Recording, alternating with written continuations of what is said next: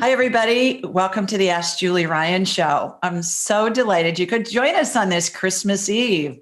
My intention in doing this show is to bring information, insight, and comfort to people all around the world by helping to answer life's unanswerable questions. And boy, do I have a treat for you guys on this Christmas Eve. We've got Clark Strand and Perdita Finn, who are so extraordinary, and they are the authors of this book, The Way of the Rose, which is one of my all-time favorite books in my whole 61 years. So that's saying a lot. I've read a lot of books. And so welcome, you guys. Merry Christmas. Merry Christmas, Julie. Thank you for having us on. It's wonderful to be here. Oh, my gosh. So excited to have you. So, all right, let's talk about your official bios so everybody knows who you are. Let me put my glasses on so I can see what the heck I'm doing here. Clark Strand is an author and lecturer on spirituality and religion, a former Zen Buddhist monk. Clark has been studying the world's religions for more than 30 years and has written numerous books and papers on the subject. Perdita Finn, a former high school teacher with a master's in the teaching of writing, I love that, from Columbia University. Perdita is also the author of several books. Clark and Perdita are the co-founders of a Rosary fellowship dedicated to the rights of the earth and the rights of women. You can find them in their work by going to thewayoftherose.org. And we'll have all this posted in the show notes and all that. How I even found out about you guys is my dear friend, Dr. Christiane Northrup, talked about your book. She has been a real angel. She was so sweet. She is just a love. I talked to her on my walk this morning, the whole walk. You know, we solve world problems together. So I Googled it, and then I saw that Carolyn Mays, who's another woman that I follow, she says, her endorsement of your book was, what happens when a former Buddhist monk and his feminist wife witness an apparition of the Virgin Mary? And I'm thinking, ooh, that sounds interesting. And, you know, cradle Catholic here, 12 years of Catholic schools. I'm thinking, woo woo, Virgin Mary, all this. I gotta find out what's going on.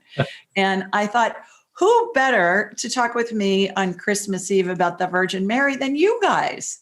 Because you have such amazing experiences with her and have really studied her. So thank you so much for taking the time to join us on this. Thank you for having us, night. But one of the things we've discovered as we've traveled the country talking about our book with people is so many people have incredible experiences with her. And people raised Catholic, people raised Protestant, people not raised in any religion at all. And you know, really our book is just an invitation to know that everyone's got a mother and she's there for everyone. Right. So did either of the two of you grow up in a religious or a spiritual family? Tell us about your upbringing. Well, I grew up in the Bible Belt of the South. You're in Birmingham, right? That's right. Yes. Okay. Well, I lived a stone's throw from you in Anston, Alabama in the 1960s, and in Atlanta, Georgia in the 70s. I was born in Mexico, Missouri. I lived all over. But every place I lived had very strong, very conservative Protestant Christian churches. And I was brought up in those. And I never had any contact at all, I think, with the Virgin Mary.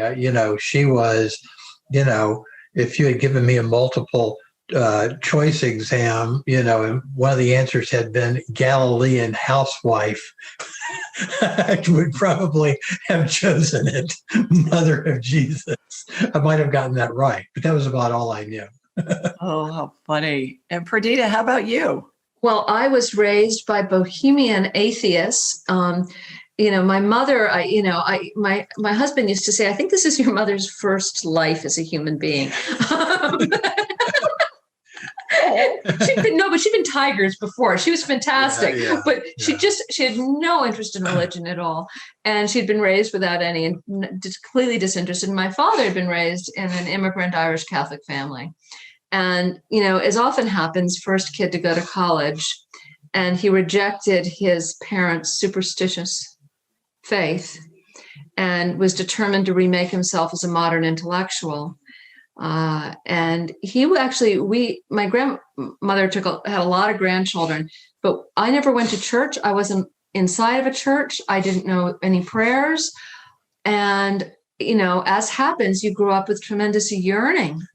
You have nothing but curiosity and yearning when you're denied something like that. And so I found myself looking a lot. And I actually did convert to Catholicism in college, briefly, very briefly. And I was very much moved by the social justice movement of the Catholic Church and Dorothy Day, and the priests and nuns I met were really phenomenally inspiring people. I became an inner city school teacher and very much inspired by their work in the world. But they did not teach me the Rosary. They did not, the Rosary has post-Vatican II really not been as strong a presence. And I think what I was really craving was some kind of mystical experience. And I ended up actually getting involved with Zen Buddhism. I did not meet Clark there. I met him after he left the Monkhood. I did not pull away from that. The Monkhood. Is that a word? I suppose it is. Yeah, it's definitely a thing. Oh my goodness. But are monks married? Or are they single and celibate like priests? Well, traditionally, monks, around the world are celibate, but Japanese Zen Buddhist monks and their American counterparts are not celibate. They're often married. In fact, in Japan, it's kind of a big problem because, the temples are family operations. They're basically funeral businesses. And so there's not much serious Zen Buddhism left in Japan these days. It's really a big funeral industry. So what does that say? They actually call it funeral Buddhism. That's the modern term for it. What does that say about you, Clark, that you chose a branch that was not celibate? What's that tell us? That tells us that I had no lasting vocation as a Zen Buddhist monk. What it tells you is you always wanted a family. If I had known myself a little better, I would probably have figured that out sooner than I did. Oh, that's hilarious. Well, and Perdita, I read in The Way of the Roses story about you having a little Virgin Mary from a nativity scene as a child growing up in a kind of a non-religious home. Tell us about that. In our non-religious home, no church at Christmas, no nothing. My father, who's a doctor, the atheist, would come home in the middle of the night around 2:00 in the morning. And he would find me at age 2 or 3, kneeling in the dark beside an old broken statue of the Virgin Mary from the nativity scene. And it so freaked him out. He didn't know how this could be. Why could this be? Why was I in devotion to the Virgin Mary? That he would distract me, turn on the lights, bring me downstairs, pour me a bowl of Frosted Flakes at midnight and say, we're going to have our special treat. You and I are having cereal. And I remember the Frosted Flakes at midnight. And I did not know that I did this. And he did not tell me that I did this until I was just before he died. So probably till when I was 50 years old. He finally said, there was the strangest thing when you were a little girl. He didn't want me to be devoted to her. Yeah. He was terrified of religion. He mocked my grandmother for praying the Rosary for his sister when she had pneumonia. Now, you got to remember, 6 kids, the Depression, no money, no antibiotics, and you have a child whose fever is spiking. Yeah, well, Beth got the last laugh there. She's still alive. She lived. But, of course, women have always known the power of prayer. When the medicine doesn't work, when there's no money left in the bank account, this is what's held families together through the centuries. Yeah. Well, it's interesting to me too to hear the perspective of somebody who isn't raised Catholic and how Catholics have this devotion to the Virgin Mary in particular. When my son Jonathan was in kindergarten, he went through Catholic schools, Catholic grade schools, and it was May crowning. May, the kids, he's in this Catholic school with these nuns in the habits and the veils and the whole 9 yards. Amazing educators, Dominicans. I mean, just the best educators. He got a fantastic education from them. but they sing songs to this statue and they bring it flowers and they put a crown of flowers on its head. So my husband was not raised in a religion, was not Catholic. And he says to me afterwards, he goes, and people, you wonder why people think this is a cult? He said, you guys are singing to this statue and bringing it flowers and putting flowers on its head and stuff, because this is pretty weird. And it was the first time that I looked at it from the eyes of a non-Catholic, because I'd been raised with that. I didn't know any differently. And I thought that was so right on target, and it opened my eyes to other perspectives of how devotions can be seen. You know, that tradition right there goes back, that predates Christianity. It goes back to Babylonian religion and maybe even earlier. That's one of the earliest devotions to the great mother goddess, was to weave a crown of flowers, usually roses in the spring, and present them to a statue, right? A representation of the great mother. And, you know, today roses are Mary's flower, right? The Rosary takes its name from the rose. But before roses were sacred to Mary, they were sacred to Venus, and before Venus to Isis, before Isis to Inanna, and it goes back and back. So that's a very, very old gesture. And the rosary itself, even symbolically, comes from that circle of flowers. The beads are stand-ins for flowers. They're an offering, a floral offering, but you're speaking the prayers. Well, I wish I would have known that 25 years ago, because that would have been a great comeback. Well, it's amazing. One of the things we talk about in our book is how many things are going on that have been going on for much, much longer than Christianity. In fact, that the Rosary and a lot of the devotion to the Virgin Mary really takes us back to indigenous European spirituality. Yeah. And that it shows us ways of being. I mean, that's one of the things that we're fascinated by. It was a way that people hid their devotion to the Mother Goddess in plain sight. Well, they didn't have to hide it that much. I'm going to hold up a rosary here, Julie. You can look at it. It makes a circle with a cross hanging down. Now, most people, when they look at that, you ask them, well, what does that symbol remind you of anything? Most people, it doesn't take people very long to realize, oh, yeah, that's the astrological sign for Venus, and also the modern gender sign for female, right? Right. But if all you have to do is loosen the circle a little bit so that it forms an oval, and now it's the Ankh, right? Which was sacred to Isis, the ancient Egyptian hieroglyph for life, which is so closely associated with the goddess Isis. And so even before you say any of the prayers, even just with the basic symbol itself, hidden in plain view, is a reference to the great mother goddess going back thousands of years before Christianity. Interesting. All right, back to your monkhood. You're not going to let him off the hook, Julie. That's a new vocabulary. I'm never going to live this down. That's a new vocabulary word for me, the monkhood, your monkhood. Tell us about your monkhood, and how does a Southern boy from Anniston, Alabama, sweet home, baby, how do you get to become a monk? Where did you hear about them? How did you get involved with them?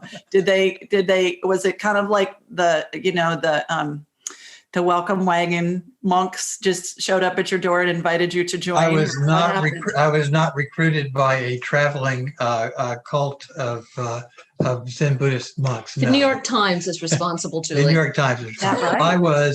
I was very interested in haiku poetry, which I became interested in as a teenager. It's been a lifelong passion for me, writing haiku poetry, the 575 syllable poem. And I teach it professionally now, even, and have for years. But that led me to Zen Buddhism. And I got very interested in it. So interested, in fact, that when I went through a kind of a existential crisis in college, I dropped out and I went to upstate New York because I had read a cover story in the New York Times Magazine about a Zen monastery up there that had opened just the year before. So I dropped out of college, got on a bus, went up there, arrived sight unseen, And this is in the days before Buddhism is popular. No, it was not popular. It was not popular, and no one was doing this. No one in my college was doing it. Nobody I knew was interested in Zen at that point. This was in the mid-'70s. And I just took off, and I ended up dropping out of college and spending a year, learning to meditate. I went back to college and graduated, but eventually the pull was so strong and I was so driven to do it that I eventually went back and, became a monk, and then ultimately became a Zen teacher in New York City with my own temple. But that was the point at which, everything, the success after training for all these years, about 14 years of training, success was within my grasp. I was going to end up as a Zen master. I was going to be a Zen teacher. I was already had students. And I started waking up every morning so depressed I couldn't get out of bed. Mm-hmm. And I tried to talk to my Zen friends about it, and they said, no, you're doing great. You're doing great. You are so enlightened. I mean, it just shines off of you. I know, right here. I always say, if you want to see enlightenment, show me an American Zen master married to his first wife. None of them are. Well, there might be one. So this is going to go out. There are some. There are probably some. So anyway, I went to a therapist, a little tiny little man, a Jewish man who was a psychoanalyst. I lay on the couch that first day, and I talked and explained everything. And at the end of it, he said, "Yeah, you're in a lot of trouble." He says, "You're in a lot of trouble, but we're going to get this all sorted out. And I think you're probably not going to be a monk at the end of it. I should warn you that." And I said, "That's fine." And sure enough, a year later, I left.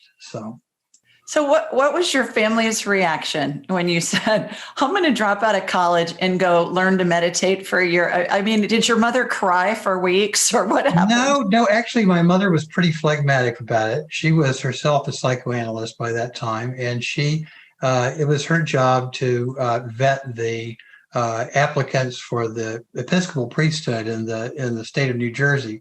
So she had heard everything and seen everything pretty much.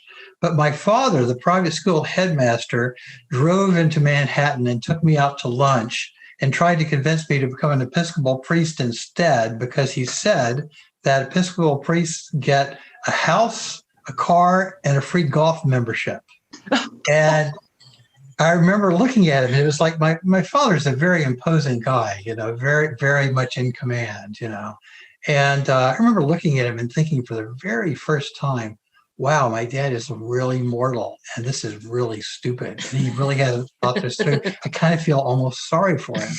And then I called my mom. And I said, "You won't believe what Dad just said. He said I should be an Episcopal priest. I don't even believe in God, right, at that point." And she said, "Oh, son, you don't have to believe in God to be an Episcopal priest." Oh. So that was the point at which I said, "All right, I've definitely set on being a Zen Buddhist monk." You couldn't have talked me out of it after that. So then what was the catalyst for you to leave monkhood?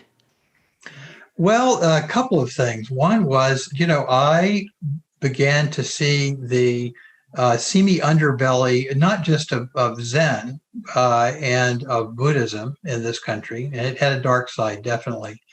But I was beginning to see that patriarchal religions in general, and Zen was very intensely patriarchal religion, were fundamentally and deeply flawed, and that certain kinds of problems always devolved from that kind of power structure. I saw it myself up close. I didn't want to have anything to do with it. And more than that, even, I began to feel a sense of mission to sort of examine it and to write about it. I became the first senior editor of Tricycle, the Buddhist Review, which was a magazine which was founded in the 90s in order to publish stories about Buddhist masters and teachers who were up to no good, and somebody needed to report on their activities. And so this independent magazine was founded originally to report on abuses of power. Interesting. All right. So you left there, and then what'd you do? I began looking for Perdita. Well, that's my next question. How did you two get together? You didn't know you were looking for her, though, right?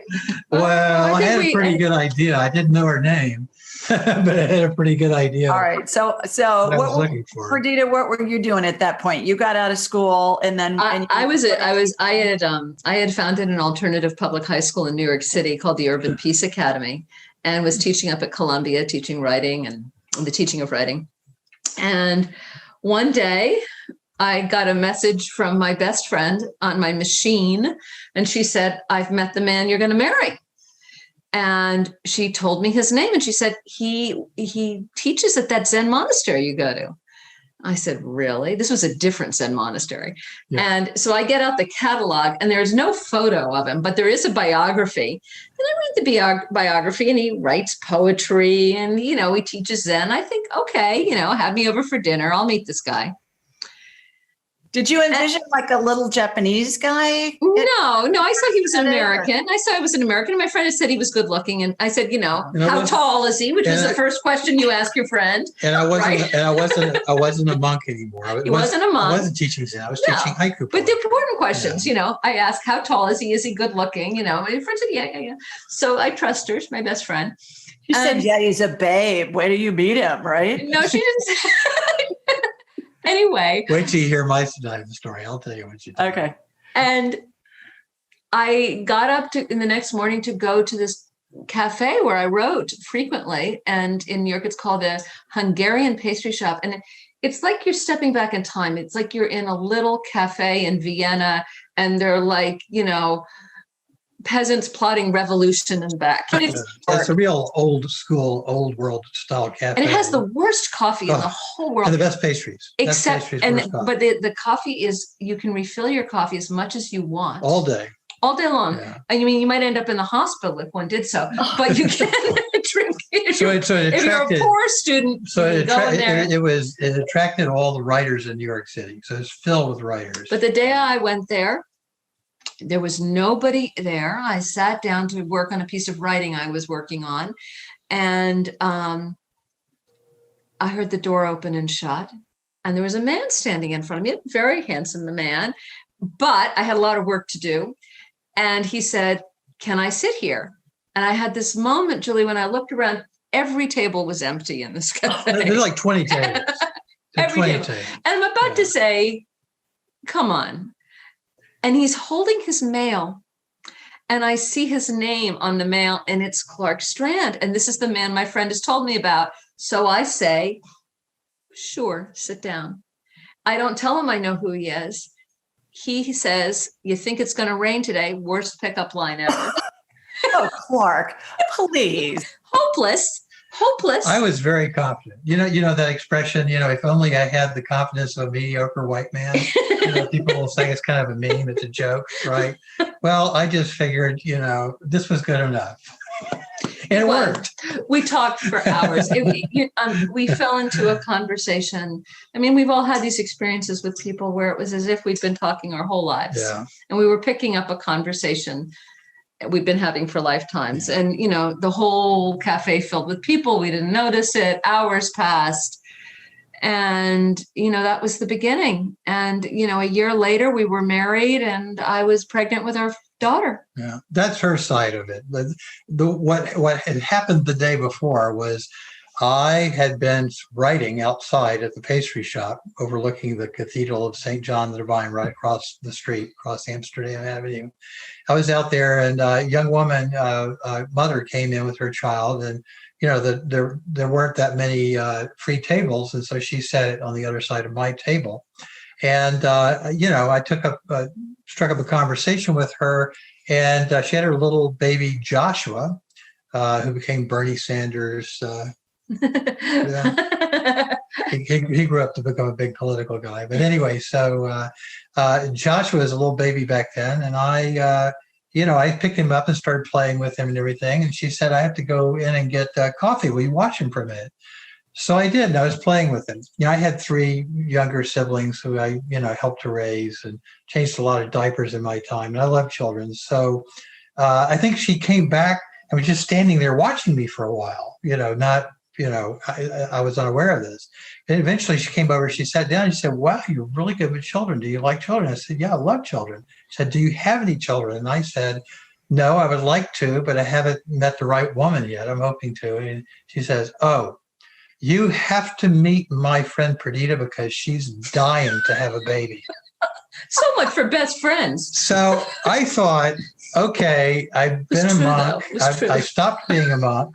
I started dating a bit, more than a bit probably, and before I met Perdita. And I wasn't quite sure, although I wanted to settle down and have a family and start having babies, I wasn't sure I wanted to get together with a woman who was dying to have a baby like now, right? But she told me her name was Perdita. And I came into the pastry shop. It had just opened. Often I was the first person there. I came in, there was a woman sitting there already, and it was a woman that I had seen a number of times at the pastry shop. And every time I saw her, I thought, now that's the kind of woman I'm looking for, but I'm pretty sure she's married. And that morning I looked at her and I thought, you know what? I don't think she is married. And so I asked to sit down with her. And the moment she said her name was Perdita, I thought, oh, if this is the woman who's dying to have a baby, we might be in business.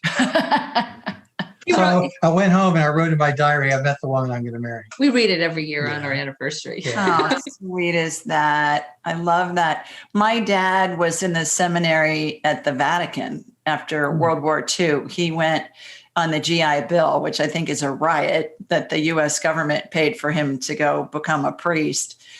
And he graduated from the Gregorian University and had private audiences in the private library with Pope Pius the 12th and la, la, la, la, la. And so, I mean, all these saints, all these popes, these famous people graduated from the Gregorian.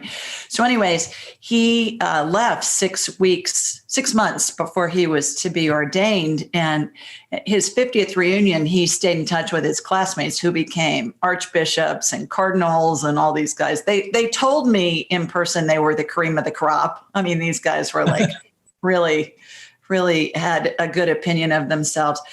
But I was telling them the reason my dad left the seminary was because I appeared to him in a dream. And I said, Dad, what are you thinking? You can have kids. Why do you want to be a priest?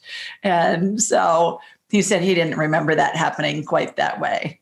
But I had heard that you had a dream about your kids before they were born. Wow. Wow, that Julie, that story is so big and so long. I've written a whole book about it. Is that right? Is that your next book? I just finished it. Yep. I've just finished it, and it's really about the ways that, we all return to each other. Love doesn't go anywhere. Right. That one of the things I love about the Rosary, which we write about in our book, is here it is, this prayer that teaches us about birth, death, and rebirth. And it's always reminding us, we get to the end and we circle around again. And that's what we're doing with our souls too. We're always circling around with the people we love. We're always being returned to each other in love. And very much, Our Lady once said, there's no one you've loved who's ever lost you. Yeah. And some people refer to that as many past lives. Yes. That's the way I'm talking about it. That's what we believe and what we've experienced. I mean, we have, clear memories that we share with one another. Very overlaps. I've written a whole, and I think one of the things that's powerful about it is when you can really feel what we call the long story of your soul, there's suddenly enough time to work with. There's enough time. And we don't have to feel, some things don't make sense just in the short story of a single life. I wrote a book with this incredible psychic, Susan Saxman. She's called The Reluctant Psychic, and she really was. She had to teach herself to tell the living and the dead apart as a small child. And really hard. But she had remembered a past life as a little girl in London during the Blitz, killed as a 5-year-old child. But she remembered her parents loving her and singing to her and playing with her and devoted to her. And I said, well, it's just a tragic life. And she said, oh no, that was a gift. Because she hadn't developed any of her spooky powers yet. Because she said, I'm always a psychic and my parents are always scared out of their minds about me because I can see everything about them and I know all their secrets. And her parents had been terrified. Yeah, really frightened. But she said, I remembered these parents who had just loved me and I kept them close to my heart in this life when I was lonely.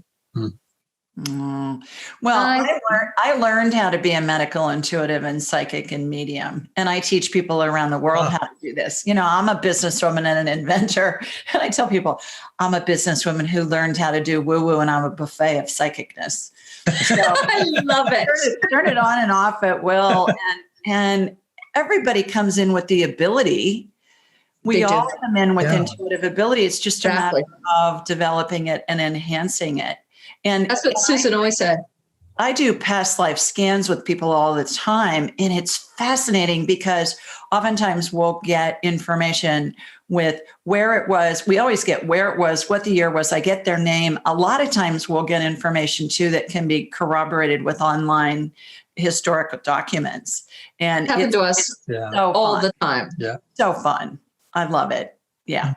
Well, in synchronicity, we're always peasants. I think we're always, I don't know that I think we occasionally have a cow, but I don't think we're very famous.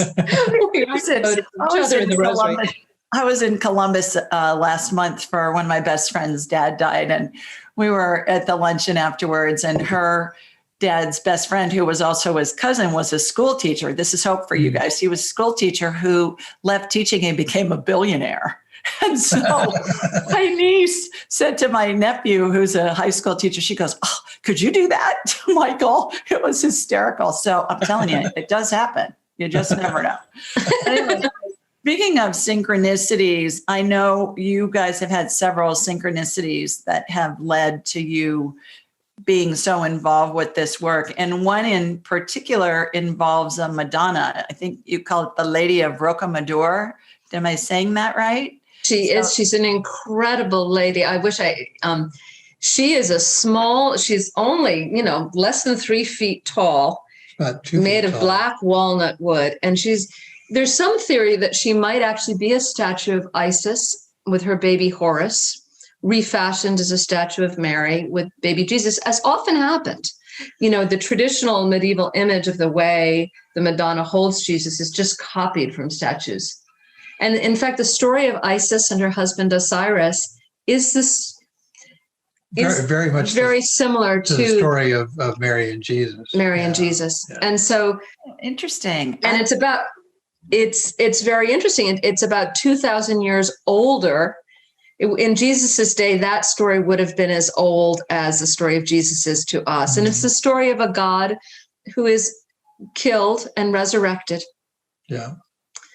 By his beloved. Yeah. And she brings. And it's a story that has, symbolic ecological significance as well, because it's the story that they reenacted every year as a way of helping the crops to grow. They had all kinds of rituals and festivals, and a lot of those springtime rituals and festivals Easter, ended up getting incorporated into Judaism and then into Christianity. And so these patterns and these stories are much, much older than we know. And one of the oldest stories Clark tells in his book, Waking Up to the Dark, is about a man who becomes devoted to Isis brings her roses. Yeah. Bring her a crown of roses and prayers. So again, we see this tradition, and we see it even in India. The word, a lot of people wear malas on their wrists these days, but the word japamala means muttering garland. Right. It's it's prayers and flowers woven together for the goddess. So it's universal. You find it not just in Western culture, but all around the world. This tradition of weaving chaplets or garlands for the goddess. But you mentioned Our Lady of Rocamadour, and Perdita and I became really, really fascinated with Black Madonnas shortly after the apparitions began. And mostly because the figure that was speaking to me at that time did not fit easily inside the mold of the Catholic Virgin Mary. And so there was this sense that she was bigger, she felt more powerful, she felt much, much older. She didn't have a great deal of interest in talking about priests or the church or doctrine or any of that. She seemed much more concerned with big ecological processes and the future of humanity and how we were going to survive in an age of climate change. And one of the things we found, which was so interesting, was that, contemporary images of Mary have become very docile. But if you go back to the Middle Ages, the statues you see of the Madonna, and we went to the Louvre, you can see thousands of them. Yeah. Oh my goodness. They're very powerful. They are. They're not uniform at all. They're each one is an individual, and they look you straight in the eye. And frequently they're bearing their breast to nurse, not just Jesus, but everybody. Yeah. And they're very powerful. I mean, they're very loving. They can be very funny. Yeah. They're very humorous. I mean, sometimes sly they're smiling, wink and, laughing. They give you a wink and a nod. And in some of them are, heartbroken, but they're very powerful. They're powerful. And there's not this sort of demure Virgin Mary in pastel robes with downcast eyes. Perdita calls them Valium virgins, and that's the modern Catholic Church's version of the Virgin Mary. She is a good girl who gets with the program and does what she's and she's very European looking. I mean, I don't think the Virgin Mary was quite that fair, in my opinion. Right. She grew up in the Middle East, so I always pictured her as having olive skin and dark hair, and not some blonde German looking. A lot of these oldest Madonnas are Black Madonnas who honor that more chthonic, that older, more ancient. They're frequently origin. made from ebony or walnut wood, and they're Black. And you see them all over Europe. In fact, all around the world. There's a wonderful book called The Cult of the Black Virgin. It was written by a man called Ian Begg, who we were lucky enough to befriend before he died, who documented their presence. And they are famous for their miracles. What's interesting about them is these Madonnas are frequently at sites that also where they found Paleolithic, that's Stone Age goddess figurines. Have you ever seen those figurines of the goddess? Frequently they have. So what you find there is, people have been coming to this area of the world devoted to the goddess here for tens of thousands of years. Yeah. Lourdes. Mm-hmm. Lourdes that's a site of devotion that may go back 300,000 years. The cave, Rocamadour is located in south central or southwestern France. Yes. And it's a very remote, very rocky, rugged region, right? But this is the area of the world that has the oldest painted caves. And the Our Lady of Rocamadour, her chapel is actually a cave that has had a chapel built kind of around it. But if you go inside, some of the walls are just obviously cave walls. And if you walk about 5 minutes from that cave, there's another cave with paintings 20,000 years old of bison and mammoths. Right. Wow. Just 5-minute walk away. So people have been coming and actually people came to this area of the world to weather a climate crisis, right? That's originally why Homo sapiens came there. Interesting. So back to your Madonna that you found, Clark. I love that story. It's in the book. Can you give us a synopsis of that? I think it's such a fun story. Well, Perdita and I, when we first, we sold 2 books in 1 year in 1996. Jonah was born, and the deal was that we could have a second baby if we sold a second book. And Perdita said, I said, all right, but we got to have money, so we got to sell another book. Sold 2 books in 1 year. Jonah was born. We signed on the house here in Woodstock, like literally the very day he was born. And then we thought we're just going to write 2 books a year forever, and that's how we'll support. It was the 90s. We were foolish. It was we ended up with not a very good plan, living in the country with 2 children, not sure how we were going to make a living. And one night, we were really, I think we were waiting on a check for a book that might come in the next 6 weeks, and we had $100 left on our credit card. And I think I counted out quarters from an old jar and said to Clark, like a character in a fairy tale, go buy us some milk and eggs, but you got to go to the town next door where it's cheaper. Yeah. So I send him out to go do this. Which I did. It wasn't at night, it was the afternoon. And I drove to the grocery store, got stuff. I was on my way back. And I passed this little antique shop that somebody was running out of the second floor of their house, not even the ground floor. And there was this little dormer window. And there is this statue of the Virgin Mary. Don't touch her face. There she is. Yeah. So there's this statue of the Virgin Mary that that was just sitting there in the window, and I didn't know it was the Virgin Mary.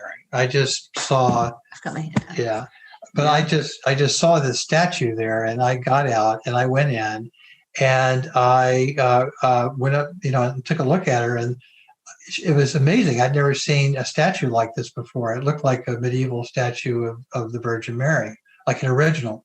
So I asked the woman, and she said, "No, I think it's some sort of a reproduction, And I looked at it, and I turned it upside down, looked at the footing, and I instantly knew that this was not a reproduction. This was an original. So I said, "Well, how much do you want?" She said, $100. So I pulled out my credit card. I gave her the credit card, and I came home with the statue. And I walked in, and Perdita said, "What's that?" And I told her, "How much did it cost?" I told her. And she said, "I kid you not, I send you off with a cow and you come back with magic beans." But like within an hour, she had positioned her in pride of place on our mantle, which became an altar. And she had found that little statue she talked about of the Virgin Mary from her childhood and leaned it up against her. And she and the kids were offering wildflowers, just like the old stories by the end of the day. Yeah. And the interesting thing, you may notice her face is very black, Julie, Right. which wasn't originally that black. The day we finished writing The Way of the Rose, we had a novena candle, one of those tall candles, burning right near her. And we always did. We've been working on the book for years, and we often would light a candle in the morning and then work on the book together. We finished the book, and we looked at each other and said, "It's done. We did it." Amazing. And at that moment, we heard a whoop, and a cloud of black smoke blew up through the candle and turned her face jet black. Yeah. Interesting. Wow. That What do you, wild? Yeah, the exact what do you moment. think that means? You Well, did it. You did it. You did it. Yes, that's right. You wrote a book about the did it. original lady. And she, there's a secret about her. We meet her twin in France, and if you read The Way of the Rose, you'll find out we met one other statue that looked just like this. Yeah, and it's hidden in a church in France. Yeah, in a tiny little out of the way church with a long. Did you take that statue to the Antique Roadshow or someplace? No, we don't let it out of the house. No, it actually was sold to us by a woman who became a friend of ours, Yeah. and we feel kind of terrible that we only paid $100 for it. But so you haven't been curious to find out, somebody No, that we have at this point between the two of us, we've become kind of minor experts in medieval statuary of the Virgin Mary. So probably, we would have to go to the Met probably to find somebody who knows more about it than we do at this point. So. What do you think? What's your guess of what? I think she's French originally. I think she's French and came down through Canada. She was probably in a little niche in a church somewhere in probably Western France, maybe not far from Rocamadour. She made her way to Canada probably, where at some point where she was in a church up there. We did have our psychic friend said she had lived in Canada before she came here. So so many of the decommissioned churches, so many of the statues, the medals. Clark and I are great. We go to junk shops and thrift shops, and we find treasures all the time. Mm-hmm. I have on my rosary, I don't have a cross on the end of my rosary, but I have a medal that comes from France. And on one side is Mary Magdalene, and on the other is St. Anthony. Mm-hmm. Just love it. It's, but there's a lot of, a lot of the lore of devotion to the Virgin Mary, devotion to the saints has been lost. yeah. And with it, a lot of these items have just ended up, floating around. There's a Bavarian Black Madonna in Boston that almost nobody even knew about, but Perdita found out about it. I was on my way up there for a book tour some years ago, and I went and visited her, and she was in a decommissioned Anglican church, and they were about to, dismantle all this artwork inside of this church. And I got on the phone and managed to get the dean of the cathedral on the phone, and I said, "What are you going to do? Sell this Black Madonna, this Bavarian Black Madonna?" And he said, well, what should we do? I said, you will probably be very unlucky if you don't honor her in some really significant way. So they built a special chapel for her in the redesigned cathedral in Boston. Oh, wow. Yeah. Interesting. By the way, I got that she dates back to 1437. 1437. Oh, Yep. Wow. wow. Yeah. That would make okay. sense. Oh, I'm having chills right. Yeah, I'm full chills. That would make Full sense. chills. That's Yeah. 15th century is about the design of her face. They're very So those chills, Perdita, are validation. Spirit's Yeah. telling you that that's true. The other thing I wanted you to know. Chills of truth, we call them in our family. What do you call them? Chills of truth. Chills of truth. Some people call them angel bumps, Yeah. But I know, when you get that prickle feeling, you go like, oh, that's the confirmation, 1437. 1437. The other thing is most people know that my main spirit guide is a dead Pope, Pope Clement the Sixth, who was in office during the Black Plague. And he showed up when I was with my mentor and teacher, and I zap on people all over the world. She's the only one that zaps on me. So I'm laying in her office. I'm on a massage table face up, and she's doing an energy healing on me. And my deceased family member spirits are on either side of me when that happens. And one day this dead Pope shows up in his whole Pope outfit. And I said to him, well, who are you? And he said, I'm Clement. And I said, there was a Pope Clement? I'm a good Catholic girl. I never heard of a Pope Clement. And he laughed and he said, yeah, I was number 6. And I said, okay, great. May I help you? And he said, yeah, you're supposed to teach the world what happens when somebody dies. And I said, yeah, I'm not doing that. I'm a businesswoman. People are going to think I'm nuts. And he said, yeah, whatever. Just, get on with it. Hurry up. So it took me several years to get enough golden ovary courage. Guys have brass balls, girls have golden ovaries, golden ovary courage to release it. And then I wrote Angelic Attendants, what really happens as we transition. But soon after Pope Clement appeared to me, well, the end of that story is I got in the car to go home and I Googled him and found out he was in office during the Black Plague. And I thought, oh God, Ryan, you can't make this stuff up. And he prods me. He treats me like a Nike ad. He'll say, just do it. When I tell him why I can't do something, he'll say, just do it. But shortly after he showed up, Mary Magdalene showed up, and she's one of my main spirit guides as well. And she always has a couple of women with her. And I asked her when she first showed up, I said, why are you with me? And she said, because the path you're going on, you have the potential to be ridiculed for your beliefs. And I know all about that. And I said, okay. And so, yeah, she's around me a lot.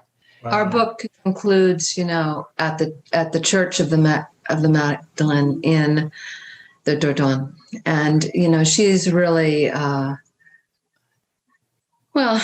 she's where it's all at. It's in front of a statue of her. Yeah. Right. Absolutely. So, well, great stories. 1437 is what I'm getting. It was right after Joan of Arc was killed. Yeah.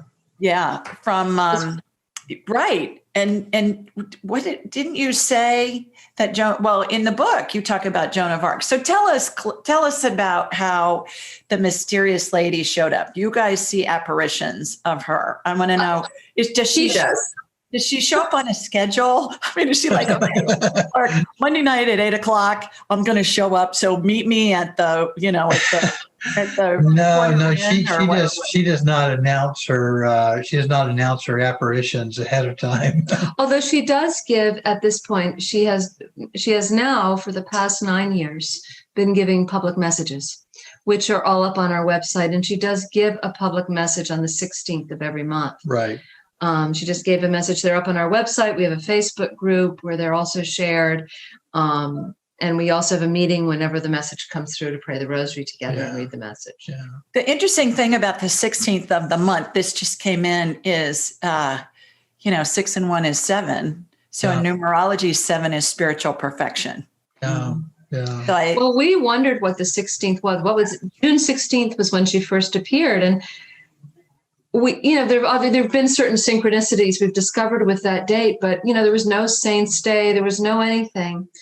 But June 16th, 1972 I believe was it's the 72. was the date of something called the Stockholm Conference. And it was the day when it was first declared by a meeting. Clark can tell you about the Stockholm Conference Well, better than I can. the Stockholm Commission was convened by the United Nations to discuss the looming crises, environmental crises of the 20th and 21st centuries. And it was declared at the very end of that international conference that the Earth had rights. So it was the first international legal declaration of a governing body of nations to the effect that the Earth had rights. So that happened on June 16th. Yeah. 1972. We have a priest who's an assistant, and I'll send you a video of him. I had him on a friend of mine's podcast. Brilliant guy, PhD in counseling from UGA, and he's a priest. He's an Indian fellow.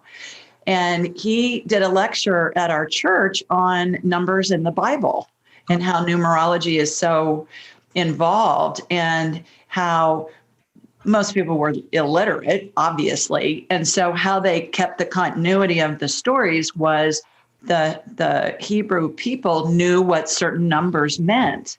And 7 is the number of spiritual perfection. So that came in really clearly to me when you guys said she always gives a message on the 16th of the month. Well, that's the anniversary of the monthly anniversary of the initial apparition, which was on June 16th, 2011. Of your initial apparition too? Okay, so tell us about what happened. Well, I've been getting up in the middle of the night to walk since I was a little boy. I wake up, after 3 or 4 hours, and I go out for a walk for an hour or so. And I'm going to tell you something. He is not afraid of the dark. Like he is so comfortable out in the woods. I cannot tell you. He would hike up mountains off trail in the middle of the night.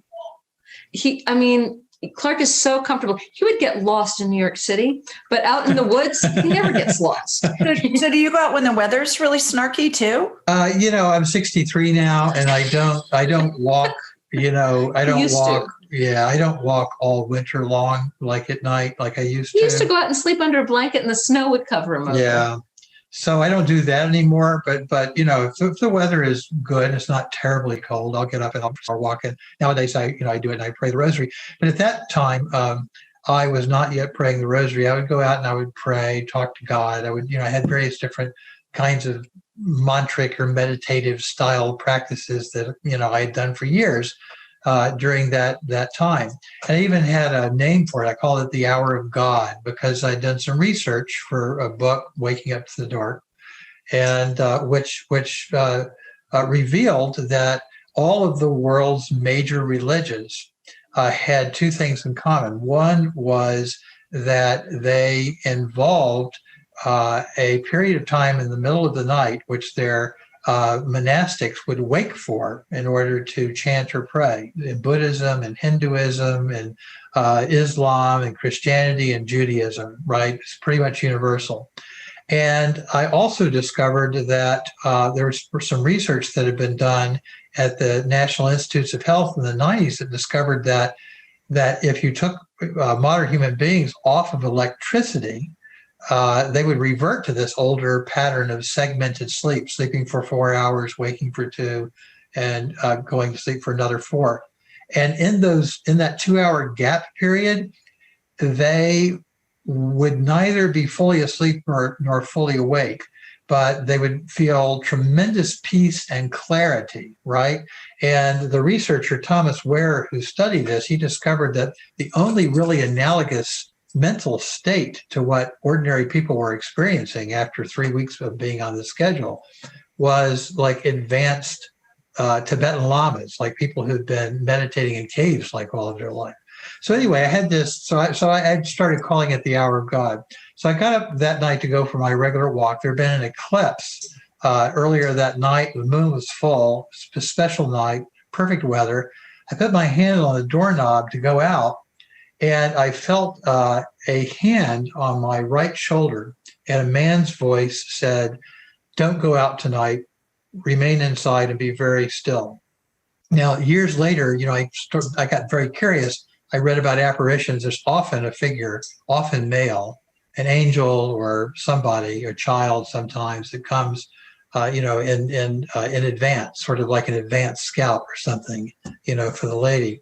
So I really wanted to go out, but I thought, okay, I'll do this. So I got on the couch, and I've been a Zen monk. Being quiet and still. It's kind of a professional, skill I developed. So it was easy enough to do. So I just made my mind very quiet, and I closed my eyes and I sat there. And after about 40 minutes, I felt a presence in the room, unmistakable presence, very close to me. So I opened my eyes, and I saw 2 reed stalks blowing as if moved by an invisible breeze. And it's as if the whole house had disappeared. It was just darkness. And it was like I was in the middle of a marsh, perhaps.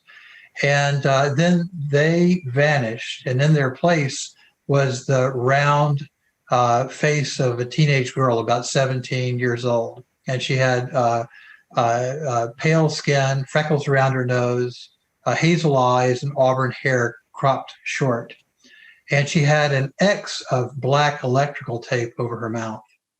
And I'd never seen eyes more urgent than her eyes were. They were just bursting with urgency. And I looked into her eyes. And I'd been trained as a Zen Buddhist monk to call experiences like this makyo, which means illusion. So the received wisdom in Zen is that if you experience something like this, it's just an illusion, stare it down and it'll go away. So I stared into this girl's eyes for probably about 4 or 5 seconds, right? And lately I've started saying it was like the entire 7 episodes of the Queen's Gambit about the young female chess master, right? It was like a chess game that went on and on and on and on and on, about 5 seconds, and she won. And there was no contest. And I thought in that moment, my gosh, the Zen masters were really wrong. Like, you can't stare this lady down, and you're not supposed to. And furthermore, this is not illusion. This is real. If there's an illusion here, it's me, not her. So, the only thing I really knew at that point was that the tape had to come off. And so I leaned over and I took the corner of the tape. I was afraid to touch her, honestly. And I pulled the tape. I could feel it pulling against her skin. And I pulled it off. And when I did, she gasped. And it was this huge sound that didn't fit the size of her body. It was like a crypt being unsealed after thousands of years. And then I started to speak, to ask the obvious question. But she shook her head very slowly, like nothing could be said. So I just stared at her, continued to stare at her for a few minutes. And then the Zen monk part of my brain won over, and I closed my eyes and went back to meditating. And the first miracle I experienced, and I have to say, I was very agnostic about this whole experience in the beginning. I had been working on this book with a psychic, and I thought, well, you're seeing something. I don't know what you're seeing. But I said, you're seeing a dead grandmother. And he said, no. Are you seeing, maybe it's Joan of Arc. She looks like she's doing. He said, maybe, said Clark. And I knew he was transformed, but I didn't know how to take it in, and I didn't know what to say. And then 2 months later, this is a miracle. Clark was the most spiritually restless person I've ever met. Always looking for something, always looking. And I have to say, I've been praying the Rosary for 15 years. And I couldn't find any other ex-Catholic, ex-Buddhist, nothing to pray the Rosary. And I thought, I'm just going to be praying the Rosary by myself forever, but I love it so much. Who cares? And we were up on Cape Cod in a house by the marsh. And Clark one morning woke me and said, the lady said last night. It was 10 weeks later. The Feast of the Coronation, only we didn't know it. We didn't know it. It was August 22nd. And, I had, we just gotten to the rental house in Wellfleet, Massachusetts on Cape Cod, and we'd fallen asleep. And she woke me. after about an hour and a half, 2 hours of sleep. And she woke me with the words, if you rise, say the rosary tonight, a column of saints will support your prayer. And it took me a second to, come out of sleep and realize that she was there in the room. And then I said, but I don't have a rosary. And she said, yes, you do. And I remembered that I had, for no reason I could have explained, bought a rosary at a flea market that very morning and just stuffed it in my pocket. So I pulled out the rosary and I did, as she said, and I went out and sat, overlooking the marshes and prayed the rosary and then went back to bed. And I hadn't said the rosary in years. I'd learned it years earlier on a whim, But it was one of, I think that was the moment. As Clark said, he wasn't Catholic, but he... Yeah, it was just like up until that point, I was agnostic about who she was. Like I think part of me was saying, "Oh, please don't let her be the Virgin Mary. Please don't let her be the Virgin Mary." Because I didn't want to have to become Catholic, right? I thought that would mean I had to become Catholic. But that morning I woke up and I thought, well, I'm not Catholic, but I'm also not stupid, because there's only one figure who invites you to pray the rosary and makes promises based on whether you accept the invitation or not. So then I knew. And one of the things that happened was that column of saints started to materialize. Clark had a group that had been, it was called Excess Anonymous, exploring, spiritual responses to climate change. Yeah. Suddenly, this group of people all start praying the rosary. And they're not, two of them are Catholic. The others are Protestant, they're Hindus, Buddhists, Jewish, nothings. Yeah. Everyone's praying the rosary. Clark goes and says, I'm going to start a rosary group online. The next thing you know, we have people all over the world showing up and saying, oh, I've always wanted to pray the rosary. I didn't think I could pray the rosary if I wasn't Catholic. So, one of the things we discovered that very day was we found a book, coincidentally, at a used bookstore called Queen of the Cosmos, about the apparitions at Medjugorje. And we opened it up, and the first thing she said is, is it a universal? One of the apparitionists, Marija, said, was asked by the interviewer, is the rosary a universal recommendation from Our Lady, even though it's so specifically Catholic? And Our Lady of Medjugorje said, yes, I am inviting everyone on earth to pray the rosary, regardless of their religion or their belief.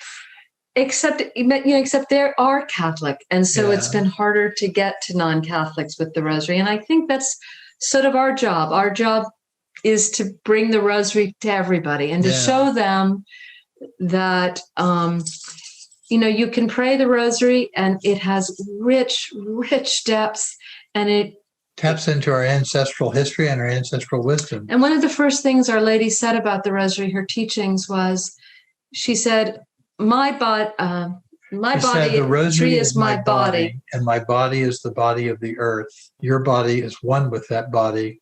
What cause could you have for fear? This was her first teaching on the rosary. And how applicable is that today, right now, with what we're going through? And we want something to hold on to, and it's most basic. Buddhism, we both come through Buddhism, keeps telling you to let go, let go, let go. But you don't let go of your children. You don't let go of those you love. No. And no child lets go of its mother if it's going to survive. The first thing we do as babies is we hold on. Yeah. Hold on. And what Our Lady wants us to hold on to is not addictions, not consumption. She wants us to hold on to her. Yeah. And when we hold on to the rosary, it's like taking her hand. Some people have wondered, why are people so devoted to roses? Roses are 35 million years old. Why is it that we're so in love with them? And the original roses all had 5 petals before they started, breeding them and making them different. They're all wild roses at the beach, 5 roses, Rosa gallica, 5 petals.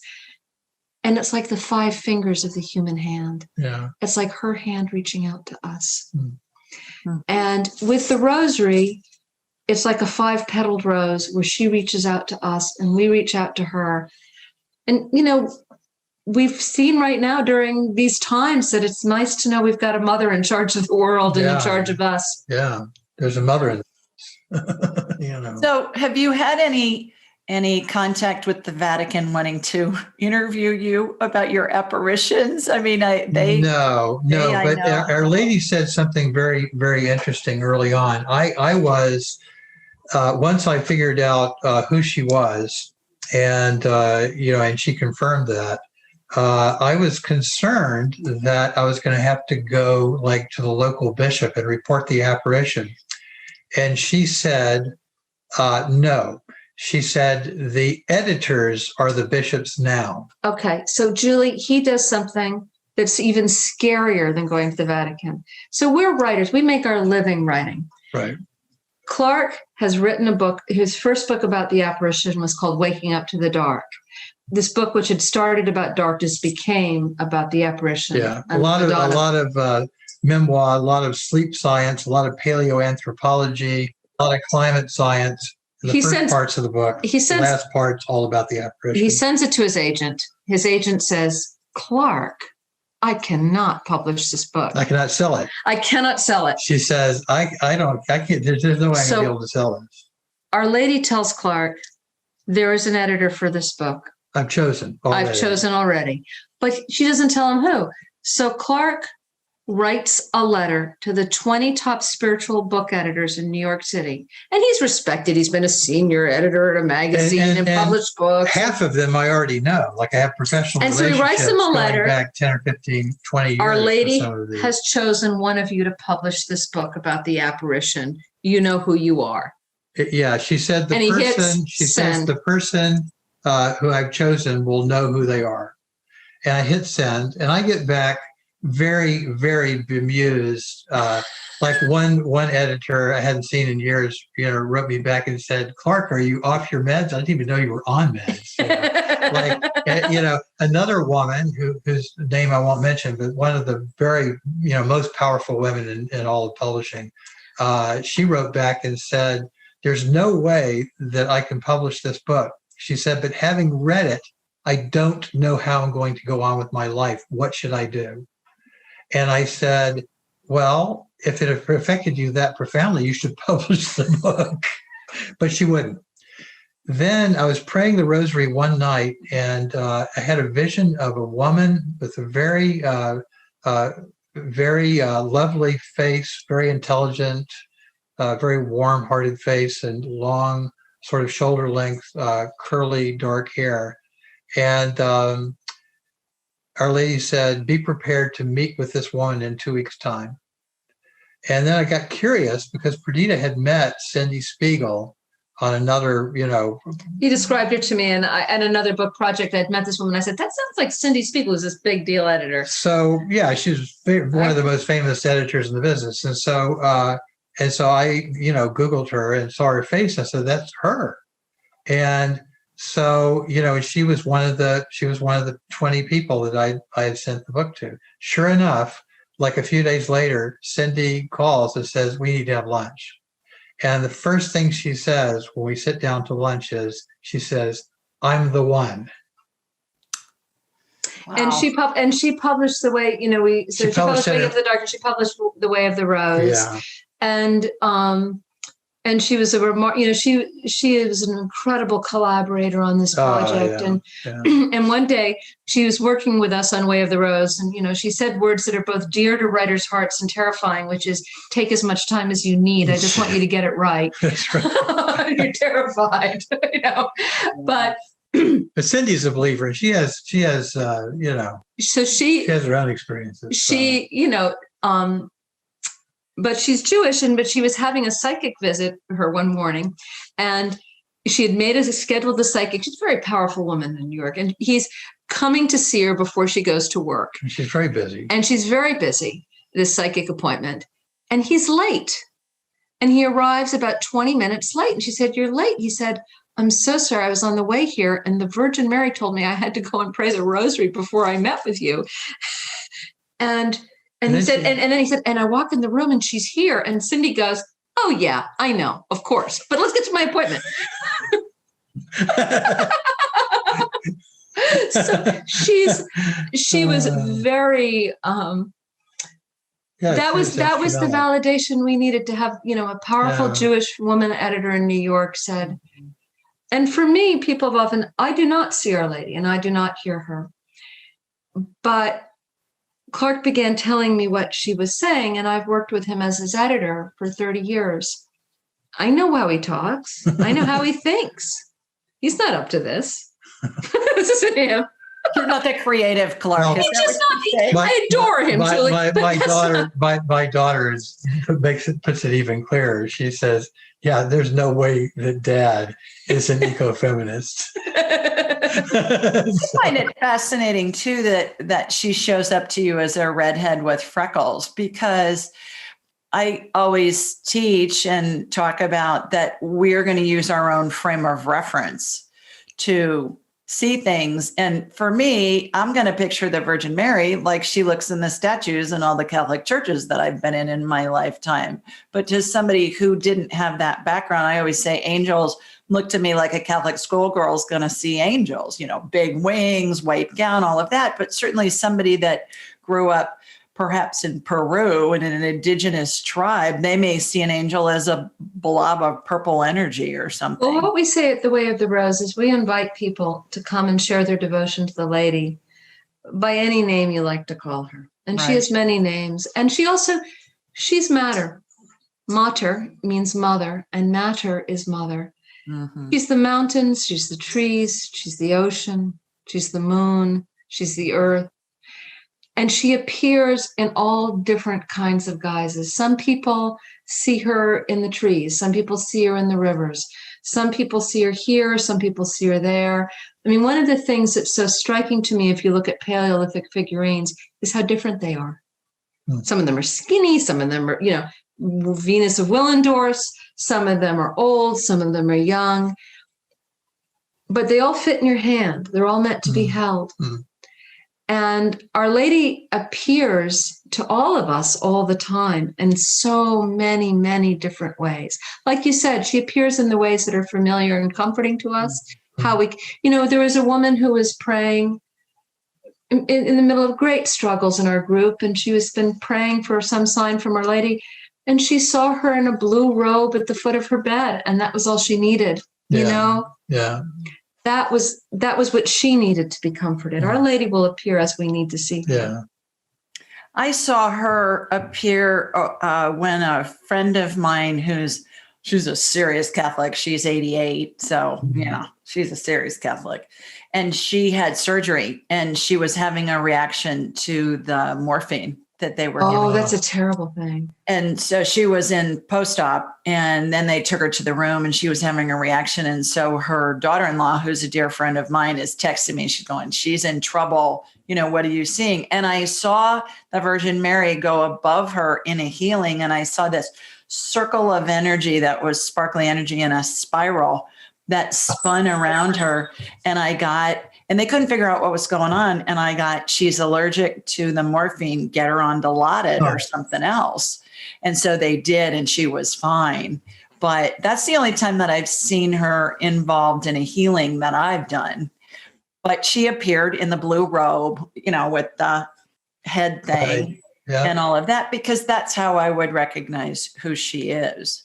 So how does she communicate to you, Clark? In dreams? Are you awake when you're meditating? No, she rarely appears. She does still appear, but it's unpredictable. And she usually has, I think some reason, for a specific reason for wanting to appear rather than just speaking to me.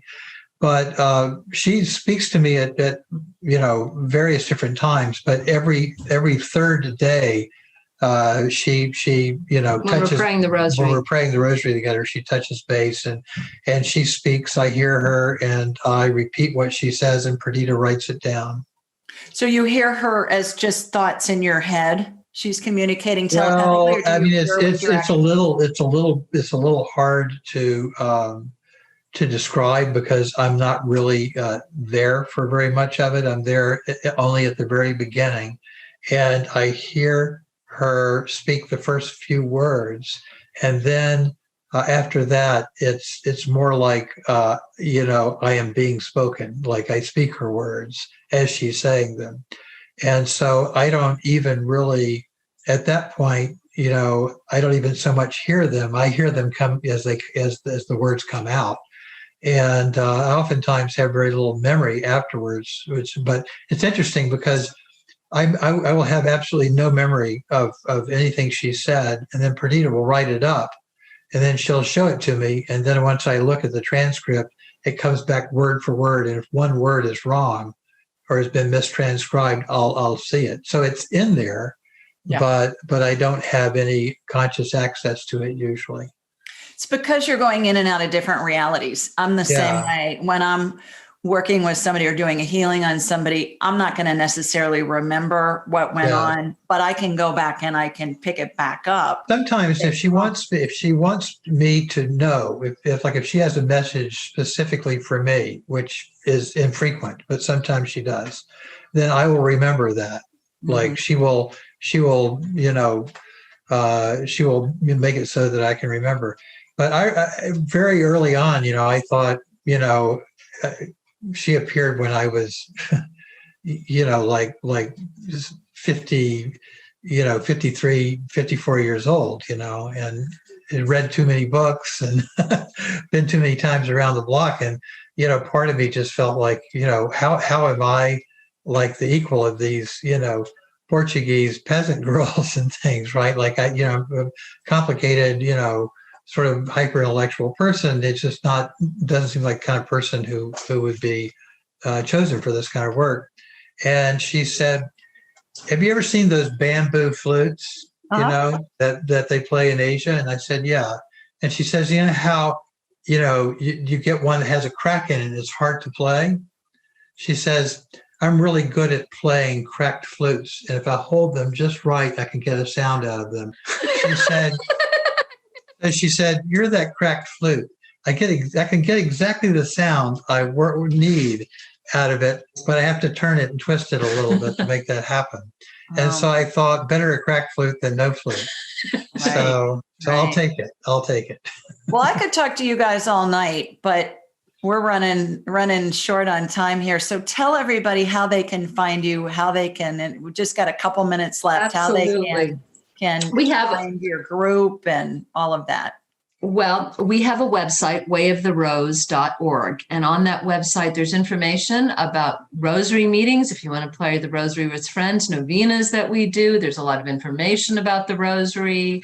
There are a lot of incredible artists making rosaries that we list in the group as well. We have a very lively Facebook group. A lot of people we know are on Facebook just for this group. And honestly, it's very unlike the rest of Facebook. It is the kindest, most nourishing. Everyone there is devoted to the lady. We screen people the only screening we do is to make sure people are really devoted to her. Right. You just ask questions that they have to answer. But it's really filled with rich nourishment. We offer a lot of support for people praying, and it's the Way of the Rose. We invite you to join us and come pray the rosary with us. And all of our ladies' messages are up on the website at wayoftherose.org. So people are curious. Do you send them out like a weekly newsletter? We don't have a newsletter. Our New Year's goal is to begin to do a newsletter. That's right. The book is out there. We don't have a newsletter, but we do have, the website is updated with the message as soon as it goes. Okay. And the message is pinned to the top of our Way of the Rose group page on Facebook. So it's the first thing that people see when they go to the group page. And it's a very lively group. Clark took the tape off Our Lady's mouth, and at its most fundamental, the Rosary is a story that invites us to tell our story. Yeah. And just like in the Middle Ages, you see people in this group finding their voices, telling their stories. We have musicians, artists, poets, storytellers of all kinds. And so it's a very rich, very fertile community of people celebrating her and sharing their love. And of her. most important, because, the lady, as she said once, I don't do this for your spiritual amusement. She says, we're here to do work. And the work is the work of miracles. And so we have people routinely spreading word every day on the site about miracles that have occurred in the group. And finally, just on Christmas Eve, if I could ask everyone, for that young girl with Joseph in a stable, if we can all send ourselves back to be with her in love as she births life into the world tonight and births life within us in gratitude and companionship with her. Absolutely. I can't think of a better couple with whom to spend Christmas Eve. So thank you so much for taking the time to talk about this. For heaven's sakes, if we didn't have the Virgin Mary, we wouldn't have a Christmas Eve or a Jesus or the rest of it, right? She's, she's the source. So much love to the two of you. Thank you so much. Thank you, Julie. Merry Christmas. Thank you, Julie. It's been wonderful. Merry Christmas. Yeah. Bye-bye.